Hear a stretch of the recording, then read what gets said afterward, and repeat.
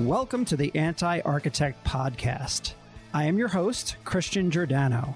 As president and owner of the design firm Mancini Duffy, I am driven by a quest for learning and radically changing the industry.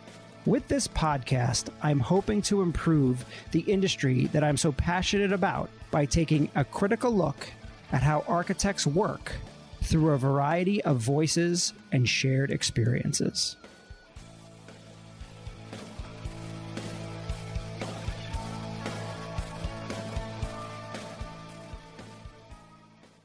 Hello, Anti-Architect Podcast listeners. I'm excited to have James Scesa here in the studio as my guest on the Anti-Architect Podcast. Jim is the founder and managing principal of WRK Consulting, spelled WRK LNK, a talent management and recruiting firm based in Ridgefield, Connecticut. Jim and his company focus solely on architects, engineers, and the construction industry. Jim connects top industry talent with the right opportunity and the right companies all throughout the United States. WRK was born out of the pandemic. Jim decided to take a more transformative approach to support his clients facing modern-day employer and employee relationship challenges. Jim thinks out of the box. His services and solutions go beyond traditional staffing and recruiting. Knowing this industry, he provides additional services around firm efficiencies, outsourcing, profitability, and strategic business and expansion growth. He's a real resource for our industry. Jim, I'm excited to have you here on the podcast and bring this kind of conversation to our audience. It's a bit unexpected kind of what we do, but I think the audience will appreciate kind of learning about your craft, and because you are such a valuable part whether everybody knows it or not, to the industry. Right. So thanks for being here. Thanks, Christian. I appreciate your interest. Yeah. So, you know, I know that you are more than just a recruiter. Mm-hmm. But in many people's minds, you know, the word recruiter gets a bad rap. And from the employer, right, you steal my employees, you cost too much, you know, you can be pushy, right? From the employee, you know, you call me too much, you propose, you know, maybe the same firms, and you challenge me on my skill set.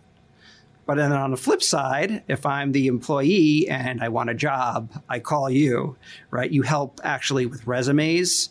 You know what a good fit is. You can even help negotiate an employee's salary, which most employees, honestly, from the employer point of view, are not very good at. Mm-hmm. And so you're invaluable on that side. And then as the employer, you know, you save us a tremendous amount of time, right? You have a database. You can help, you know, find people. You understand salary ranges where maybe we're totally off on the salary. And you because I know this because you've worked with us, you've said you're totally off on that salary. That person gets paid way more or way less. So what are you, nuts? And I would say for me personally, you know, you found some critical people for our firm that we would have never found. You know, you find the unicorn when time comes. That's the goal. So before we talk critically about architects and engineers and designers, you know, where do you see your industry and why do you think it gets a bad rap? Why do I think it gets a bad rap? Well, it's a necessary evil. You know, and I think that's, if you look back at my career, almost going on 20 years, that seems to be what I felt probably halfway through that career, where you are just flowing with business. You're getting to understand people, you're getting to understand businesses. You're getting to learn how to matchmake, which is not simple. But that means, you know, you have to know a customer, you have to know your candidate. Where is recruitment today? I mean, recruitment is at a challenging spot. I think an absolute critical spot. However, there are a lot of recruiters. Nobody goes to school for recruitment. They go to school for HR, human resources.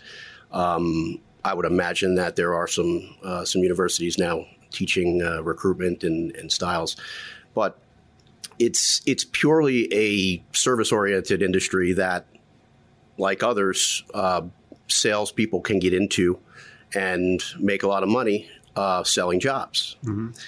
And I think that's what's going to differentiate true recruiter and define what that kind of how that career success goes, because people can come in and out of this business just like anything else. Mm-hmm. Mortgages, selling anything else. But I never had that. I never took that mentality. It wasn't natural to me. I still don't consider myself a salesperson. I think it's an extremely unique career opportunity to support people's careers, but also to help educate both sides so that they try to get who it is they need when they need it. Yeah, yeah. Let's jump into architects, and then I want to go back into the obviously the recruiting and everything you do. If you had to pick one thing, what annoys you about architects? You work with a lot of them. Yes, I do. It's interesting not being an architect, but being so heavily engaged with architects for so many years. Why do you have to know everything? The construction guy's probably right. No, I mean, that's an interesting question, and I know it's one of your key questions to the podcast. But look, that's probably it. There's a general stigma for architects, right? They're more educated. You have all the inspiration and ideas, and it has to be your idea. But again, I think that's a big stigma. I actually enjoy working with folks that bring that and that front that stigma, because I have a pretty good knack of getting to know the individual and then breaking that down to where to build that. Yeah. You definitely become. We'll talk about this. You have real relationships with your clients. I guess in terms of the industry itself, what drives you crazy about the AEC industry? Is there one thing that kind of sticks in your claw? Underpaid profession. And that's more specifically broken down to you have such educated and talented people that are using their creative, mostly their creative side of things and to mature business and to sell business. That comes with difficulty. It's like my early career culinary days. I mean, you look at the culinary industry and you look at chefs and you look at what they go through to getting to their restaurant or their cuisine, their menu writing. Yeah. Extremely labor intensive, hours intensive, driving all creative, all about creative mindset and how to serve that customer and how to serve it appropriately. And I always found that correlation when I came to this business. But back to your question, I think architects undercut each other, which is, it's easy for me to sit and say that, and I thought about that for years. But, is there a better way to negotiate? Is there a better relationship with your client that you could have? Is there more depth to what you bring to your clients? Is it just the design and the cheapest design? Is it that hard to walk away? And I think there's a lot of questions there. But you're also in New York City, for instance, where you go down probably a couple floors up or down in this building, and you've got a competing architect. Right. So I do understand that. But I think that's one key point, that there's always a competitor willing to do something for less. Yeah. And from your client side, from the end user side, sometimes it's a streamlined budget decision. Yeah. But how do we know that going in? I guess there's some things there that I honestly think could benefit the industry by challenging those negotiation skills. I like that. Yeah. And I love that correlation with the culinary. It's one of those things where you, in a sense, in this profession, you do have to put in the time. right? And you have to develop the craft and you find your way, whether that's design or technical or project management. Yep.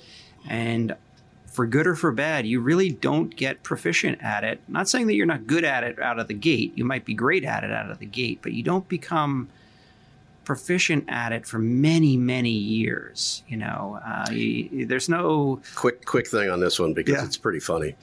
Went to college, 4 years of college. Ended up didn't know what I wanted to do. Took business courses. Wasn't content there, and the school had a restaurant administration business, food and business essentially degree.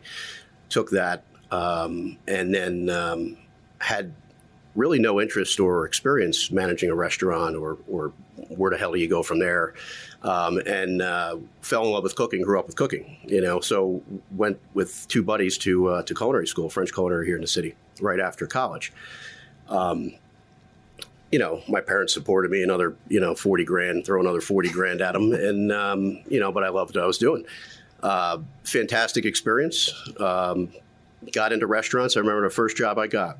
I was so excited in Martha's Vineyard at a little restaurant, amazing chef. And my parents were like so excited for me. They're like, well, what's your salary? What are you making? I was like, well, we shouldn't talk about that.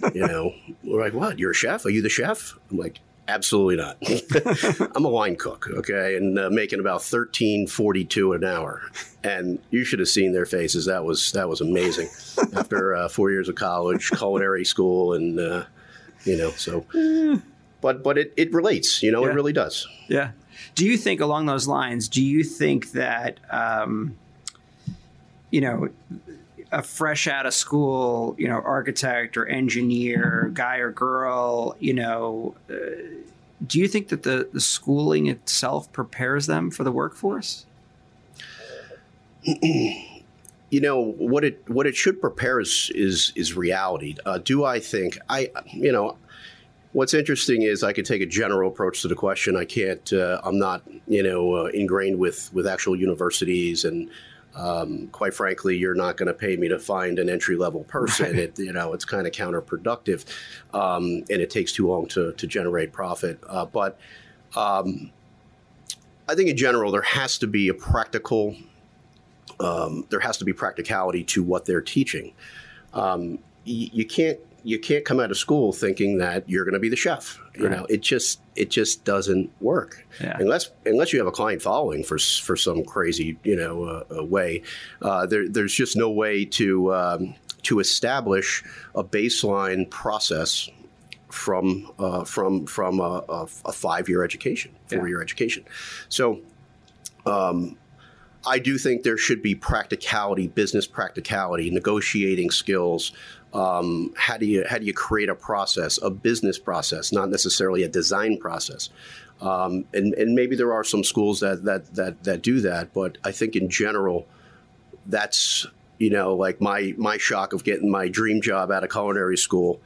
Unfortunately, could barely make my rent. Yeah. So, but you've got to invest. Yep. Exactly. And so, do employers really care where a potential hire went to school, or if they have a postgraduate degree? Is that something that comes up, or does it not matter? And I can tell you from my point of view, it's nice. It's nice if they have a graduate degree that might fit them in a certain sort of bucket. I don't really care where you went to architecture school. I have to be honest with you. I've seen, really awesome. Well, you are the anti-architect. That's right. I've seen really awesome, right. Designers and architects, come from not great architecture schools or have parlayed it from a regular education into architecture. I'm just curious if that comes up a lot in your conversations. It used to. For many years, I think I've built a credibility with clients, even new clients. Just in a get to know conversation discovery with a new client, meaning design practice or firm owner, and And that's, one thing I'll speak to, right away now that I maybe didn't do 10 years ago or 15 years ago. I would say, to answer your question, it's, that comes up. Generally, that will come up in, when you're building the relationship with a new practice. There are plenty of practices that will judge and or make decisions on whether to interview or not based on education, where, and how much.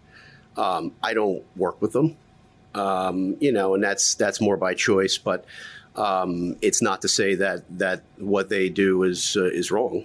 I think there's plenty of merit. You've got extremely successful practices that want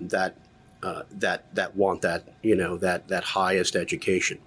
But I'm an underdog guy, so if you give a chance to a 4-year degree, technical architecture degree, to put them up against any, educated person, that's gotten 5 years, a master's and so on. But you give them an opportunity and a door that they typically didn't, or they wouldn't think they would get into.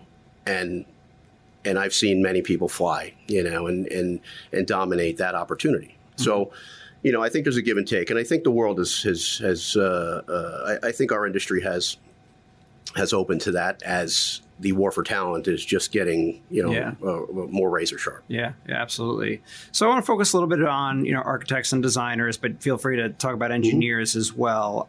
One thing that I know about you is that you develop relationships with your clients, your candidates, right? You become their career advisor. And for many, it goes back decades. And that's when I said, you found us some people and you had relationships with them, which I find very, admirable. How did this come about, where a relationship became about sort of the career counselor throughout somebody's entire, trajectory of their career? I think it's that's got to come from, a human nature thing. I've worked with a lot of recruiters. I've built teams and trained, and there are intangibles that I think are critical to a successful business or a successful career in this industry. If you don't have a genuine interest in the individuals in which you're speaking with and to and why and, where they're from, or one of my favorite questions when I'm just putting, a brand new relationship is, what do you want to be when you grow up? And that could be, a high level, senior associate level. But I think it just puts a good baseline to resetting a thought process on who that individual is and what decisions they want to make toward their career.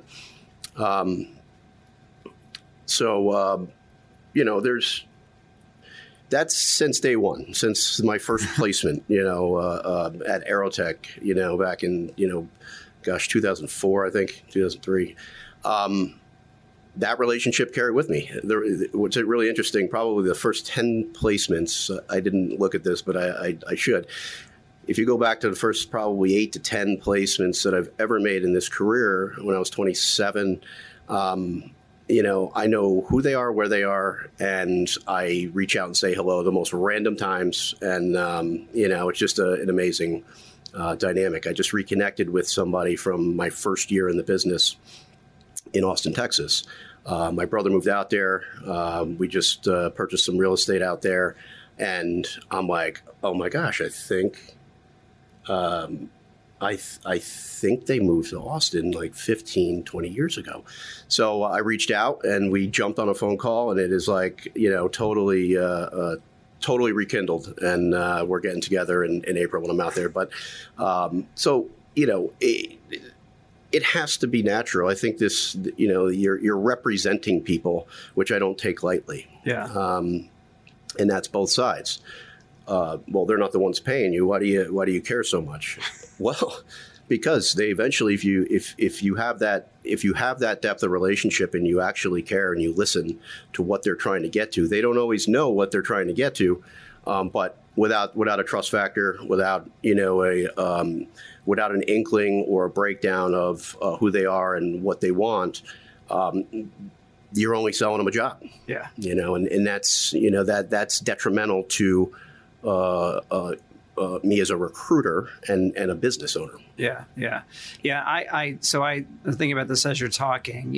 I love giving people a job. Like, I love sending offer letters. I love when they accept and they're excited to be here. I hate having to let somebody go, or, God forbid, a downturn and having to let, groups of people go. I hate all that. I take all of that extremely personally, both the hiring and the firing. And whether that's good or bad, I don't know. But there's nothing like giving someone a job. And so as I think about, it's pretty powerful what you do. Do you have any reflection on that? Do you think about that on a daily basis? A daily basis? No, but I mean, yes and no. I mean, if I dialed in my last week of conversations with 3 specific individuals, the amount that I've learned about them, their family, in a very short period of time, in a 3-week, 4-week period of time, literally they're relying on me, what I'm saying, and what sensibilities and practicality to what I'm saying makes sense. And in all 3 situations, it wasn't what they thought going into looking for the job, So, meaning it's not exactly what they probably had in mind, but it's going to get them opportunity in their career that is where they're trying to go. Sure. So, do I reflect on yet? I do. I do often, and I think the if there is someone that does not keep in touch with me after we successfully get them a job, then I think there's something wrong with that. Not wrong, but I think that relationship is not as credible as I wanted it to be. And some things happen very quickly. But relationships will always go back. When I started this business 1.25 years ago, it was on a whim, and it was very fast. I had help of somebody in this industry who is an awesome friend. Try to figure out a name. Trying to figure out a name of a company these days, not easy. But she was fantastic and sent me some. So. You just meet people that are extremely creative, that want to see you succeed, and vice versa. And that's what you're working for. So how does it work just in general in your profession? Is there, how do you find people, right? Sort of hidden in firms. How do you get resumes, or people sending you resumes? Could you just kind of describe that? I know it's a little bit different for you because it's very relationship based, but just in general. No, and look, in general, there's logs, there's databases, there's, you take outside of our industry and the greater recruitment industry. It's crazy how huge recruitment got, but it's a behind the scenes profession. There's, maybe I placed 10 people with you last year, Christian, but nobody's jumping on the podcast to say, man, we're not, and we don't want that glory of making the matches. Frankly, 1 year later, I talk to my clients and they forget, who the folks are that we place with them, and of course, that's not why we're in the game, but in the greater industry, you have it's data like anything else. The companies data mine resumes. You put up ads, you collect resumes. I always wanted to build something of value, but value in this industry was always, well, how many resumes are in a database? And to me, that makes no sense. Well, how many people are in my database that I don't know or didn't have a conversation with, or there wasn't some sort of, breakdown of communication as to where they're at in their career. What the hell's the point? So value to me is not typically what a value to the industry looks at, evaluation of a company and how much data they have. How how do you find people? I mean, there's your data sourcing and searching. I mean, we'll be up just like your business. We'll be up against AI, in coming years. But I'm not worried about that. Honestly, there's way too much communication and person to person to go into it. But there's many ways to go about it. LinkedIn, social media, all different avenues of branding and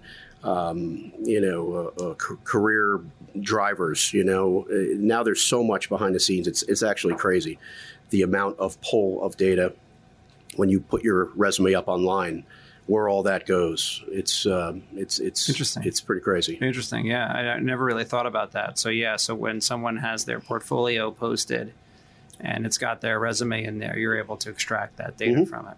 Absolutely. That's pretty cool. Yeah. Well, it is and it isn't. I mean, it creates a lot of, creates a lot of things in this industry. Yeah, absolutely. Christian, what do you mean you saw this resume before? I've known him for 2 years. They never send your resume.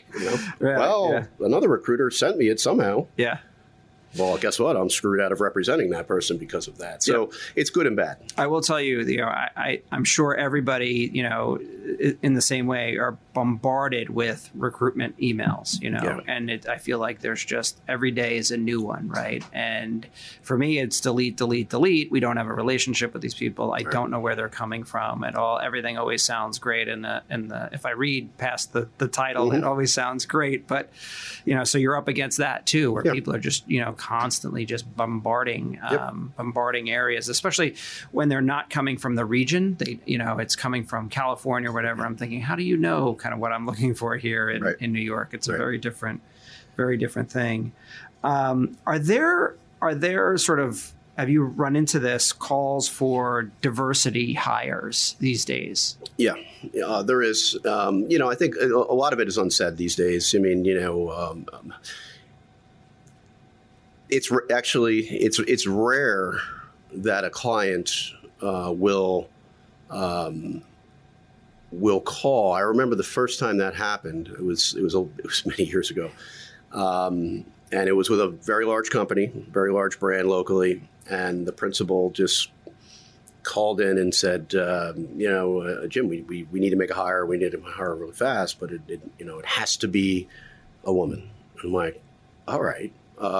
That's perfectly fine. That's great. I mean, this goes back probably 2005, 2006.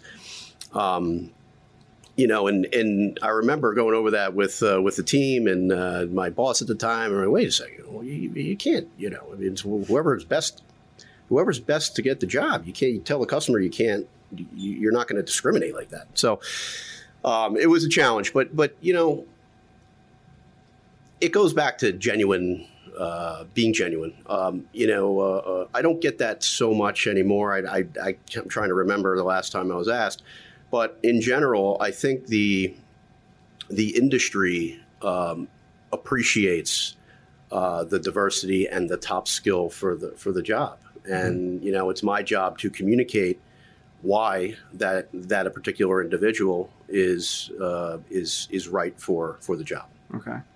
Is there ever a case where, with what you do in recruiting, do you share with other recruiters, or is everything sort of proprietary to you? And it's like a real estate agent. Do you share on that on a candidate?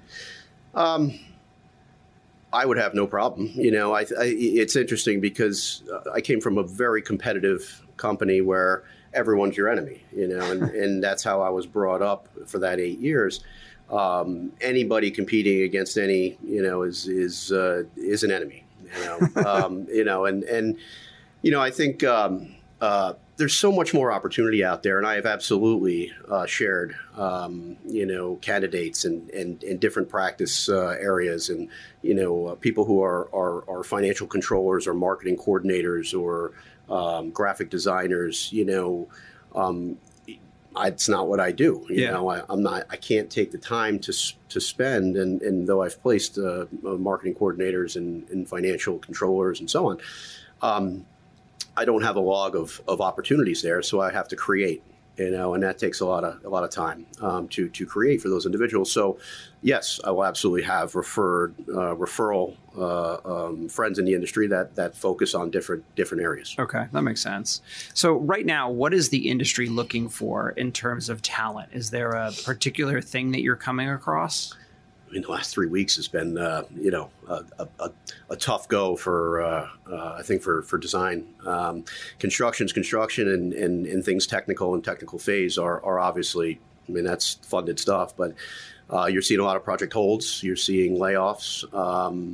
But in general, it's always the same thing as far as the core ask, and that you could probably call up any client and say, I have an amazing intermediate level architect that wants to work in the office, is usually the key. We're going to get into that. Don't worry. But 5 to 10 years is really, whether it's an interior designer, whether it's an architect-based building, whether it's an architect for interiors, 5 to 10 years is such a critical razor, and it's been for 10 plus years. Yeah, yeah, absolutely. I wonder why that is. I guess, did people leave the profession during after 08, 09, 010, that was a rough 2+ years. There's a lot of folks that found other paths. Okay. Now, I mean, you and I probably talked about this. I think we have, but there's so much more opportunity in this industry than there was 15 years ago, because you've got your end user clients hiring design teams. Yeah. You've got project management firms that have exploded in the last 10 plus years. You have the WeWorks of the world who can, who can absorb tremendous amounts of staff, in volumes. And what's interesting is, once there is a different visual of what you want to do as an architect, if there's some faster track path per se, usually it comes back to bite. But you're going to take the money and run and take the experience. Yeah. It's just what happens in a couple of years back, when you try to get back, that's always going to be a challenge. Yeah, for sure. And we did lose people to WeWork back, when WeWork was pre-pandemic. Mm-hmm. We were losing people left and right to WeWork. And I got it. They were offering, in some cases, 50% more salary, maybe even more. Mm-hmm. And that kind of fell apart for them. But some of them went on to do other things and ultimately got out of the industry. Right. We've lost people to Tesla, which, is, how do I compete with that? It's pretty cool. You work on a Tesla building. Yeah. A lot of hours. A lot of hours. A lot of hours with Elon. Very, very demanding. Yeah. So just some more questions about sort of, again, that recruiting world.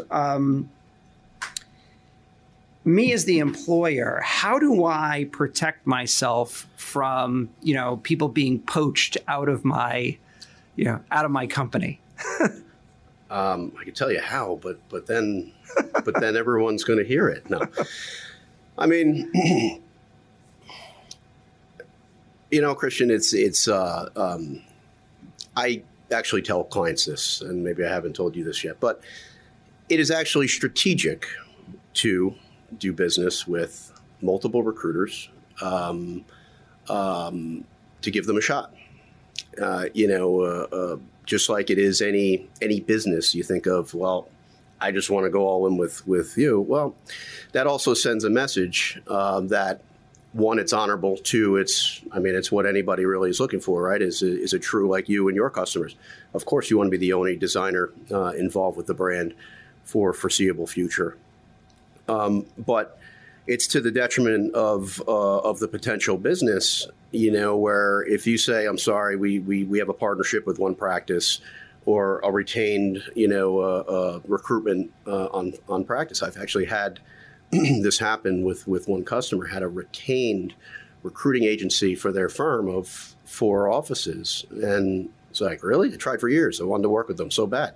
The design, the culture, and I just was like, wow, that's so dumb. And they're located in DC. Like, what? And it was a small recruiting practice. I'm like, this makes no sense. So, but what did it do? incentivized me to make some calls to staff. I can't do business with them, so I got great clients and they have great people. Right. So what am I going to do?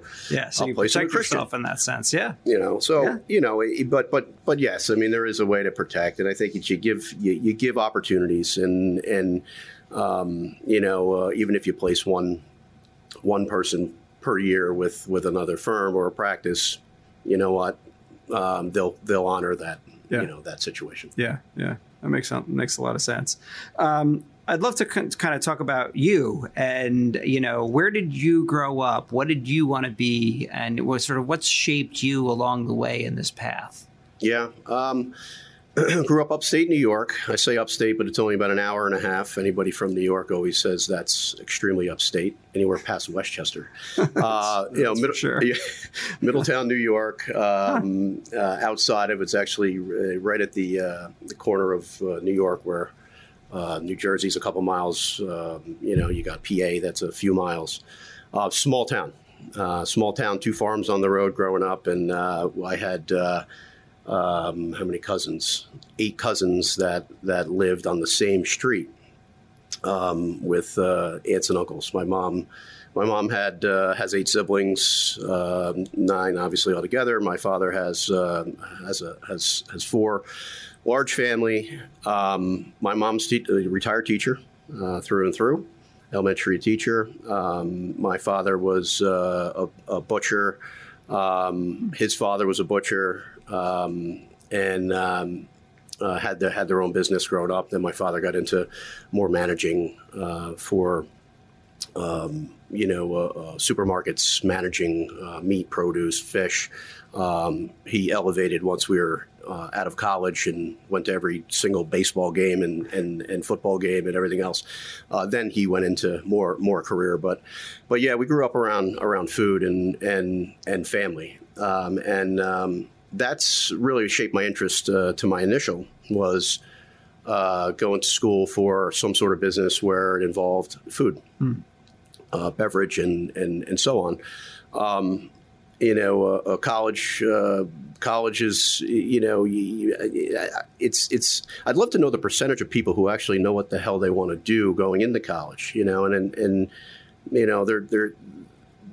you learn so much about people. In college, good, the bad, the ugly, the fun, but you gain skills if you allow yourself to gain skills, and that really brought me to culinary. Culinary brought me to, an industry that I worked about 3 years in, amazing couple of years. That was 2000, 2001, 2002, with, a chef, Marco Canora, with craft restaurant, Tom Colicchio's restaurant, and it was an amazing experience. And 9/11 happened. 9/11 brought a freeze to that. I was 2 years in career, and you had the best new restaurant, James Beard Awards to craft restaurant, and all of a sudden it was crickets, And that was an awakening. Making my 13.50 an hour, I was like, now what? But I made a change. I moved down south to Hilton Head. Needed a change. Within 2 months of being around Hilton Head, I had family there. They needed help running a construction company. It was like restoration construction, of which I had no experience, but. I learned a ton. I learned real estate. It was a time when, real estate buying was actually extremely easy. I saved up $6,000. I bought my first condo in Hilton Head, which is crazy when you think about that now. But this is only 2004 or 3, 2002. So. I met my wife, now wife down there within a couple months of making this move. So it was just a very incoincidental shift that, wrote kind of the next chapter of my life. And we ended up staying down there for a couple of years, both lost, not knowing career direction, learned real estate, Her and I bought another piece of real estate again with no credit whatsoever, but just a couple $1,000. But that's one thing I've grown to really love too is real estate and rental properties. And then by the time I randomly found recruitment, it was very random. Her and I wanted to get married. We wanted to come back up north. Her family was from up north, Danbury area, Connecticut. That's when, it really became, all right, what the hell are we doing? Go time. And she had, bachelor's, master's. I mean, she's got a great education and she was, in sports management, but, lost down in a fun place. But so we actually ended up both being hired by Aerotech, random introduction by my older brother to a recruiter. Huh. And she worked in the Connecticut office. I worked in the New York office. And architecture was what I joined. After 7 interviews, I didn't know how to tie a tie, but so my dad tied a tie for me the first time. Swear to God, it's so funny. And I used the same tie for 7 interviews, but I got the job. And now you don't need a tie at all. No. Yeah. No. I haven't worn one in years. It's the best, isn't it? It is. Why choke yourself? I know. It makes no sense. So. Yeah, no. So that's that's how we discovered, and literally my goal there was I had to beg these guys to give me a shot, and I just said, look, you're looking at my resume, it's like culinary, 3 restaurants, like what the hell are you doing here in a business setting? It was literally that funny, but they, I literally said, who's the best recruiter here, and I don't really know what a recruiter is, but I know that I'll follow that individual. Wow. So they put me with that individual. And had Recruiter of the Year award and blah, blah, blah. And it was a very successful, a 6-7 year mission. And then from there, you went to where? To 52X? Yes. Okay. So yeah, life takes another turn. And it's interesting because I got in a pretty bad accident on a dirt bike. And it was 2011. Mid 2011, the industry was horrible for us as, in the architecture design community. It was a tough go. And I remember I was definitely, stressed out, trying to get back to where we were, trying to find clients to do business with. It was a very interesting period, but, a random dirt bike accident, put me into perspective and really shook some sense into me as to, all right, well, what's next? So I ended up in the hospital. I cooked everything for my father-in-law's 60th birthday party, and we had all this family up in Connecticut. And after I was done cooking, I mean, it was awesome day, awesome time. And I disappeared with my brother-in-law. We always go riding dirt bikes and quads, and disappeared and never came back, and I just happened to get an accident. I ran off, I hit a guardrail, and next thing you know, I'm in the hospital for 5 weeks. Wow. So lost my leg above the knee.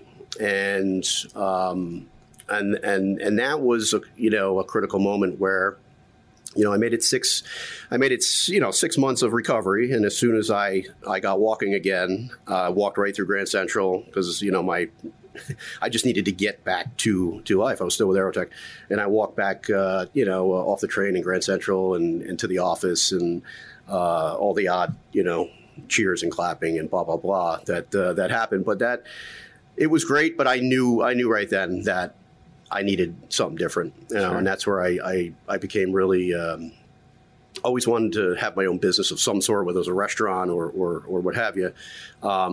But that's when I knew that it was time to step away from the bigger corporate life and focus on what I can do and what I can build. Yeah, yeah.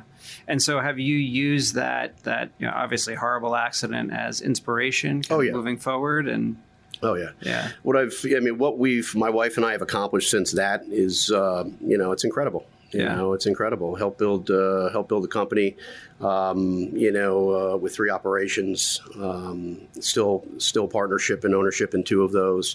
It really is amazing. We've bought multiple properties. We have rental properties. We've built a lake house up on Candlewood Lake in all that has really stemmed from, my earlier interest in real estate, but also in this industry, meeting friends that helped me design my house, helped me, do all this. Sure. And it's been an incredible, run, post that accident. Yeah. Really. Pandemic changed that too. Pandemic, man, what a crazy period. Mm-hmm. That shutdown was just insane. And we were just humming. Business was fantastic. Great culture, great partnerships, and it's like freeze. Yeah. It's kind of hard to do when you're running a New York minute, but we all had to do it. Yep. So, but we that was a challenging period, obviously, for everyone in it. And what I gained is that you have to. You really got to look at self and really got to figure out, well, what is it that we're after? Do you run the same train 10 years? What are we doing with that? What do you want to do with that? Or do we separate and do things? And I saw tremendous opportunity in different lines of this business that are so less traditional than staffing and recruitment. And that's what I wanted to pursue, and that's where WRKLNK. So tell me a little bit about WRKLNK and kind of how it's different. Yeah, so we hustle our whole lives in a business sense, and trying to develop relationships with clients and trying to win the client and blah blah blah. I've gotten to the point where I'm done with that. You're done with that hustle, and now it's very targeted as to who do you only have so much capacity. Who do you want to pour that capacity into, and why? And that's how I look at the clients in which I work with now. Some of which I've worked with for years. Some of I had to walk away because it's just not. They're not a mutual partnership of thought. I need partners and you need clients that lock arms with you and trust your intent and trust that what you're doing for them on a daily basis is advancing what their mission is. Sure. And really that's where WRKLNK comes in. A quick story here is the one of the services I offer now is never ever have I ever thought of doing this or what, but I'm sitting with a good friend architect and his wife, having coffee, and this is early 21, so still heavy pandemic, everything's, dead. And I'd started WRKLNK. This is actually toward the end of 21. I just started and I had 30, 40 openings, with my new company. I'm like, oh my gosh, how am I doing this? So I had coffee with my these two friends of mine up in Connecticut, and who designed my house up there, and remain really good friends. They're from Argentina. I'm sitting there telling them everything's great, but it's me and one guy, and we got a lot of work to do to make clients happy here. Good problem to have, but very difficult with finding talent in the market, that coming back market, yes. Right? And he just laughed at me. I remember he was just laughing. He's like, "Oh, I just got back from Argentina, and there's no industry there, and I've got all my friends who have businesses and so on, who are architects and registered, and they're doing construction jobs because they don't have anything to work on." So it was just an incredible light bulb. And now, a year into that, I've got some amazing clients. We've got a team of 16, 17 architects in Argentina. We just expanded some space. Amazing talent, designers, architects, all levels, and all they want is to do what they want to do, mm-hmm. and design.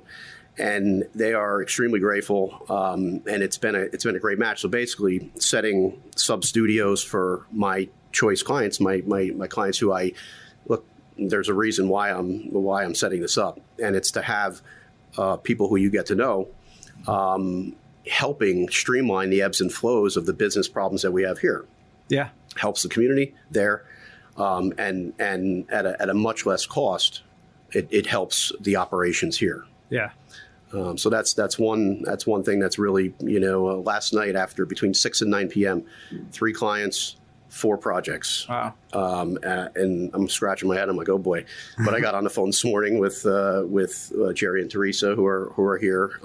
They're my local project control and handle all of that front end communications, organization, structure it, and then set up the teams accordingly. Yeah, and so now truly you're a full service resource for architects and engineers. It makes a lot of sense. Correct. Yeah, really very entrepreneurial and smart.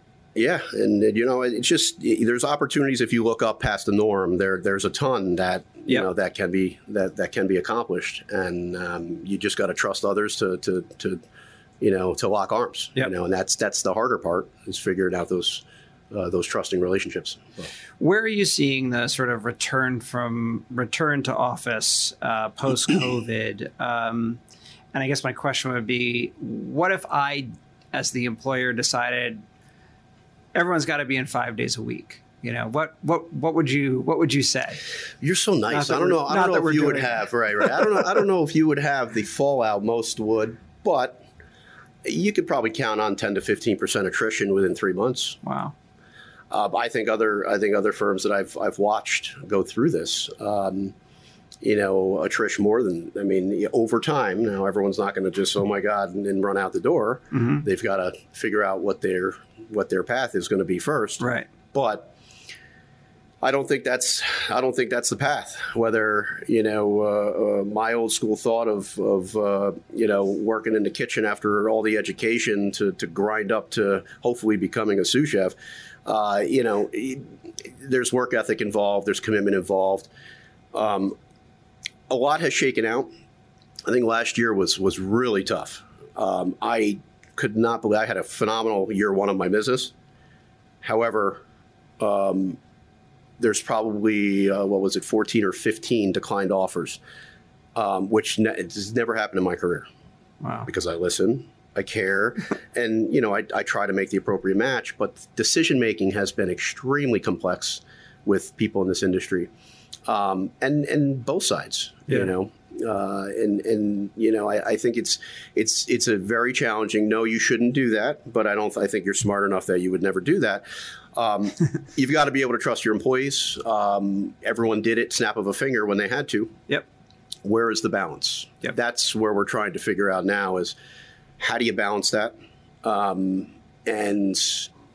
job has gotten much, much harder in the sense that trying to find the appropriate fit based on what somebody's willing to work, and if it's their way or if it's the firm's way, is incredibly challenging. Yeah. So you end up having to do the job multiple times more to get one successful placement through figuring out those candidates. Yep. But I think there's a pendulum, right? There's always a pendulum up, always a pendulum back. Where's the median? I think we're gonna see this employer rough weather challenges for probably a couple of years. Yeah. And those who can be nimble, who have the practice like yours that is really engaging to and listening to the employees in their concerns and their wants, and not hard demanding set days. Maybe you demand core days, but there is some balance. Yeah, and listen, we've always been flexible. Even before the pandemic, we were always flexible. I always wanted to encourage working mothers to be here, and I know from my wife, being a mother and working is a difficult balance, and you need to be able to, on a dime, change what you're going to do that day. Absolutely. And, so that's always been important here. And I think, so the pandemic, while obviously a shock, it hasn't been that much of a stretch to come back to this sort of flexible environment. Yep. And listen, we've struggled along the way. I get it from the employer point of view. You come into an office that you're paying all this money for, and you look around, there's all these empty seats, and you go, oh my God, what's everybody doing? Where is everybody? It's so nice in here. Why? Exactly. But then again, kind of look at it from a different perspective and try to constantly evolve. That's what you have to do. So As we kind of wrap up here, is there anything else that we haven't covered that you would like? And I know we talked a little bit about, your injury and, a foundation that you're involved with as well. Yeah. Yeah, I mean, Wiggle Your Toes is helped me get back on my feet. No pun intended. Might be a fake one, but I can hustle. Amazing grassroots foundation that my wife and I were involved in for years, for a handful of years. Had to take a step back when I was building a business, but something that we will reconnect with soon enough. A story on Wiggle Your Toes is actually helped an architect. With a phenomenal friend of mine who needed help. And, the crazy thing is the technology is fantastic for limb loss out there. However, insurance does not want to pay for it. Durable medical equipment can be considered luxury. I've got the Mercedes-Benz, but it costs me quite a bit because insurance only covers X amount. So, sure. Any support to Wiggle Your Toes would be amazing. We did a number of events, and that friend of mine, we ended up placing at Eniad, and he had a phenomenal last 5 years and amazing talent. And now he just started up his own company. I think I know who you're talking about. Yeah, awesome guy. Yeah. I appreciate your time, Christian. I really do appreciate your time here. Listen, I can't thank you enough for being here, and most of all, sort of your honesty and vulnerability and kind of giving us a little window into your world, which I think is valuable for the audience to hear. So to see and read more about Jim, your LinkedIn page is very active, and then also the Wiggle Your Toes organization, which is wiggleyourtoes.org. Absolutely. Thank you so much. You're welcome.